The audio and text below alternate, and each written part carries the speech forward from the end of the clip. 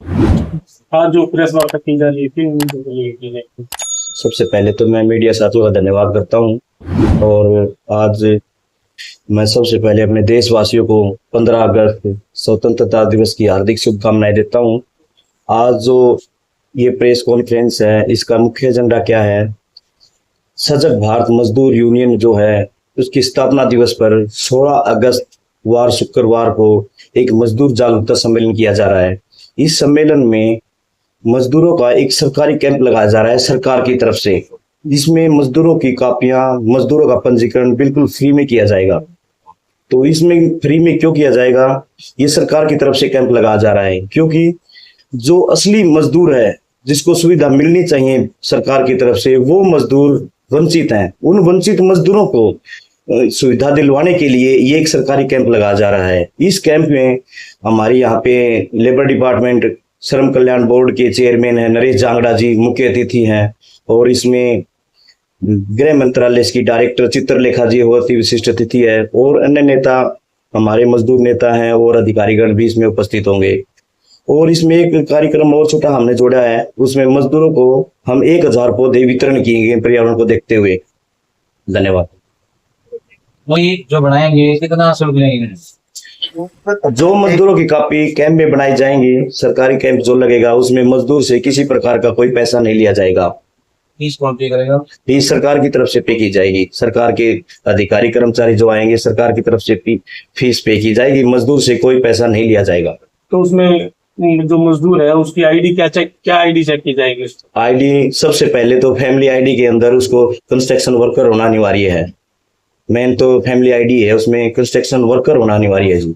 आधार card, PAN card, ration card, पहचान पत्र, bank खाता, परिवार के सभी सदस्यों के आधार कार्ड, ये वगैरह आईडी लगेंगे। तो मजदूर किस प्रकार का मजदूर? मजदूरी तो जैसे क्या नाम फैक्ट्री में वो भी मजदूर है, और जो क्या नाम जैसे ये जो अपने नहरों में जो काम कर रहे हैं इस प्रकार के, या किस तरह ईंट भट्टे वाले, किस प्रकार के मजदूर होगा? ऐसा है जी, ये भवन निर्माण बोर्ड है।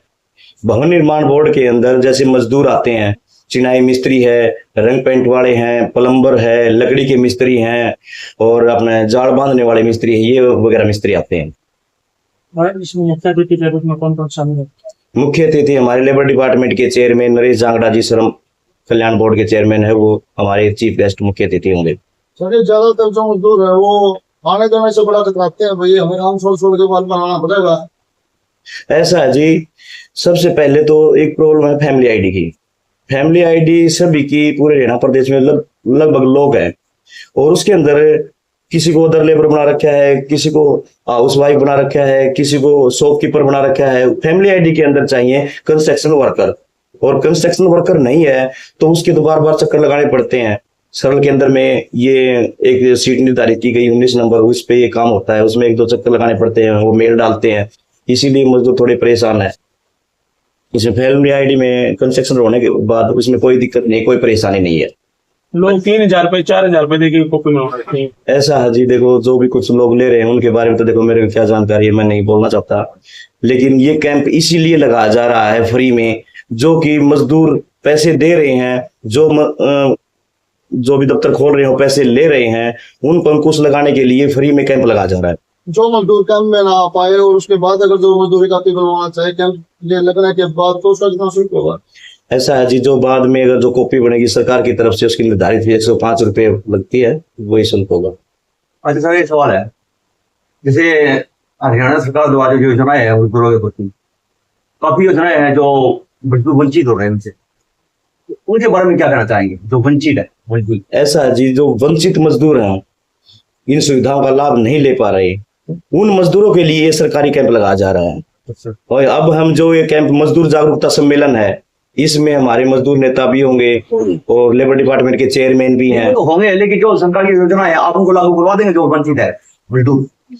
सुनो, मैं बता रहा हूँ, हमारे चेयरमैन जो आएंगे लेबर डिपार्टमेंट के, और हमारे मजदूर नेता भी उसके अंदर आएंगे, और लेबर डिपार्टमेंट के अधिकारी भी इस प्रोग्राम में आएंगे, और हम गांव गांव जाएंगे, गांव गांव जाकर के मजदूरों को जागरूक करेंगे, भाई इस कैंप में आओ। इस कैंप में वो जो हमारे अधिकारीगण है, चेयरमैन है, वो उन लोगों को जागरूक करेंगे, और उस कैंप में जिसकी कापी बनेगी वो बिल्कुल निःशुल्क होगी, और जो CSC गांव में खुल रहे हैं उनके माध्यम से भी वो मजदूर बनवा लेंगे जिनको मजदूरों को पता नहीं है। हम गांव गांव जाकर के अभियान चलाएंगे मजदूर जागरूकता सम्मेलन में पहुंचने के लिए भी और उनको जागरूक करने के लिए भी। मजदूर जागरूकता सम्मेलन में किस किस तरह की जानकारी दी जाएंगी? कॉपी की तो मान ली कॉपी बनाई जाएंगी, और भी जो सरकार के द्वारा जो मजदूरों को स्कीम दी जा रही है उसमें किस तरह की और जो योजनाएं हैं जिनके बारे में आप बताएं? ऐसा है जी, जो मजदूरों की जो स्कीमें हैं, श्रम कल्याण बोर्ड, एक BOCW बोर्ड, ये BOCW बोर्ड की तरफ से हम ये कैंप कर रहे हैं। और BOCW बोर्ड द्वारा दी जाने वाली सुविधा जैसे साइकिल योजना है, मजदूर जो काम पे जाता है ऑटो का किराया भाड़ा नहीं पे कर पाया, उसके लिए एक साइकिल योजना है, तो उसके लिए 5,000 रुपये सरकार देती है। एक आगे मजदूर काम कर रहा है, वो मिस्त्री बन गया, उसको औजार खरीदने के लिए पैसे नहीं है, तो उसके लिए 8,000 रुपये सरकार मजदूर योजना के तहत देती है खरीदने के लिए। फिर आ गया कोई महिला मजदूर है, छुट्टी मार ली, किसी कारणवश कोई बीमार होगी तो घर में बैठ के कदा सूट वगैरह बना ले, उसके लिए एक सिलाई मशीन योजना है। इसके पहले 3500 रुपये थे, अब 4500 रुपये सरकार ने कर दिए हैं। फिर महिला को मुख्यमंत्री सम्मान योजना के तहत प्रति वर्ष 5100 रुपये सरकार देती है, वो भी हर वर्ष महिला को मजदूर को मिलते हैं। फिर मजदूर की बेटी या बेटा पैदा होता है, मातृत्व और पितृत्व स्कीम है। मातृत्व स्कीम के अंदर क्या है, जो महिला मजदूर है उसको मातृत्व स्कीम के तहत 36,000 रुपये दिए जाते हैं, और पितृत्व स्कीम के तहत जिस मजदूर की कापी बनी हुई है 21,000 रुपये दिए जाते हैं। फिर आगे एजुकेशन की बात है, एजुकेशन पे आगे पहले से लेकर के 8वीं 10वीं तक 8,000 रुपये की आर्थिक सहायता है, +2 है, BA है, MA कर रही है, 15,000 20,000 लास्ट 20,000 तक का प्रावधान है छात्रवृत्ति का। फिर आगे उन बच्चे पढ़ लिए, उसके बाद में आगे शादी की बात है।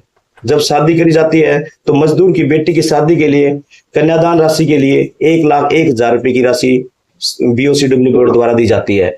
फिर किसी डिपार्टमेंट में कोई डिपार्टमेंट बच्चे की लड़के की शादी का प्रोत्साहन राशि आर्थिक सहायता राशि नहीं दे रहा, BOCW बोर्ड अपने लड़के की शादी के लिए भी 21,000 रुपये की आर्थिक सहायता मजदूर को देते हैं। फिर आगे इसमें बीमा की बात, सरकार की तरफ से मजदूर जब कार्यस्थल पे मृत्यु हो जाती है तो 5 लाख रुपए उसको बीमा देती है BOCW बोर्ड।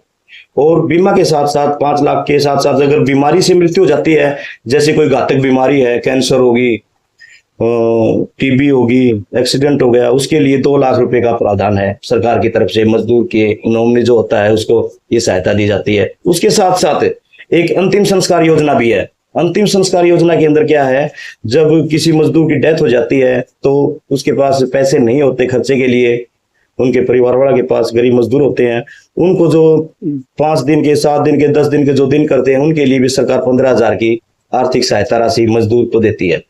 ये अन्य स्कीमें हैं। इन स्कीमों से बहुत ज्यादा मजदूर वंचित भी हैं। उन वंचितों को हम जागरूक करने के लिए मजदूर जागरूकता सम्मेलन कर रहे हैं, और इसमें जो मजदूर के थोड़े बहुत भाई पैसे ना लगे, इसके लिए हमने एक सरकार की तरफ से एक सरकारी कैंप लगवाया है। इसमें सरकार के कर्मचारी अधिकारी वगैरह आकर के ना मजदूरों की कापी फ्री में बनाई जाएगी। उनसे जो शुल्क लगता है सरकार की तरफ से वो शुल्क भी नहीं लिया जाएगा। अच्छा सर, ये योजनाएं है जो आपकी ये स्कीम में है, अगर जो बाहर के ज्यादा मजदूर वहां के होते हैं, यूपी बिहार के साइड के होते हैं, और हरियाणा प्रदेश के भी है मजदूर, तो किसी मजदूर की बात कर रहे हैं उनके उनके भी लागू होगा? जो बिहार के पास से आए हुए हैं उनके लिए भी लागू है या मध्य प्रदेश के मजदूर? ऐसा है जी, ये बोर्ड है हरियाणा का, भवन एवं अन्य से निर्माण कर्मकांड कल्याण बोर्ड हरियाणा। हर प्रत्येक प्रदेश के अंदर ये बोर्ड है, लेकिन हरियाणा बोर्ड में सिर्फ हरियाणा के मजदूरों की कॉपी बनाई जाती है। हरियाणा के मजदूरों का रजिस्ट्रेशन होता है BOCW बोर्ड से। आप बात कर रहे हो बाहर के अदर स्टेट के मजदूरों की, हरियाणा प्रदेश के अंदर अदर स्टेट के मजदूर भी यहाँ रहते हैं। जब उन लोगों ने अपना यहाँ का आधार कार्ड है, यहाँ की फैमिली ID है, फैमिली ID के अंदर कंस्ट्रक्शन वर्कर है, उन लोगों की भी यहाँ पे मजदूर पंजीकरण हो जाता है, और बहुत सारे हुए भी हैं, ऑलरेडी हुए हैं। इसमें भी जो लिमिटेड कंपनी में मजदूर जो काम कर रहे हैं वो भी सब जान होगी। ऐसा है जी, ये भवन निर्माण BOCW बोर्ड अलग चीज है, फैक्ट्री में काम कर रहे हैं वो फैक्ट्री विंग का बोर्ड अलग है।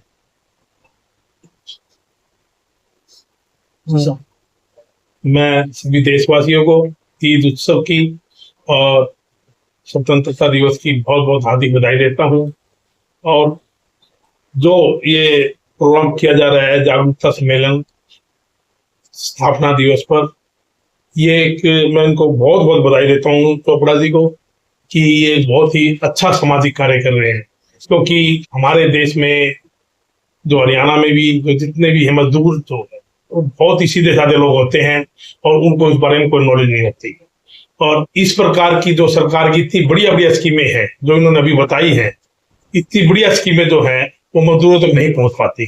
और ये जो जागरण शिविर लगा रहे हैं उसमें यदि मजदूरों को रजिस्टर करते हैं और उसमें मजदूरों को फायदा होता है तो ये बहुत ही पुण्य का सामाजिक कार्य है। और इसके लिए मैं इनको बहुत बहुत दोबारा पुनः बधाई दूंगा, पूरी टीम को बधाई दूंगा। और मैं यही उम्मीद करूंगा कि ज्यादा से ज्यादा ये मजदूरों का रजिस्ट्रेशन करें ताकि हमारे मजदूर किसान जो यदि सक्षम होंगे तो हमारा हरियाणा अपना तरक्की करेगा, देश तरक्की करेगा। इसलिए ये बहुत ही मेरा उम्मीद है सभी मजदूरों से कि ज्यादा से ज्यादा रजिस्ट्रेशन को आगे ज्यादा से ज्यादा फायदा लें, क्योंकि इतनी स्कीमें जो सरकार ने दे रखी है, 21 स्कीमें हैं, लगभग 20 से 25 स्कीमें लगभग गिन रहे हैं ये, उसकी जो स्कीमों का फायदा उठाते हैं तो बहुत ही बड़ा लाभ मजदूरों को मिलता है। और मजदूर यदि सक्षम हो जाएंगे, उन्नत हो जाएंगे तो देश अपना भी उन्नत हो जाएगा।